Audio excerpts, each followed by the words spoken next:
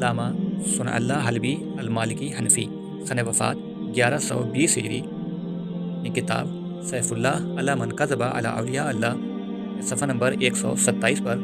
حسن بصری کی غیبت کا تذکرہ کرتے ہیں۔ فرماتے ہیں وغیب الحسن البصری عن الحجاج فدخلوا علیہ 6 مرات فدعا اللہ فلم یرہ احد،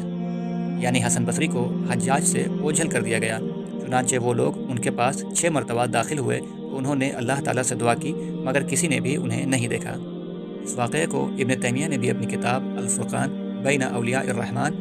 و اولیاء الشیطان صفحہ نمبر 163 پر، جو کہ مکتبۃ دار البیان دمشق کی چھپی ہوئی ہے، سن تبعات ہے 1405 ہجری، کہتے ہیں تغیب الحسن البصری عن الحجاج فدخلوا علیہ 6 مرات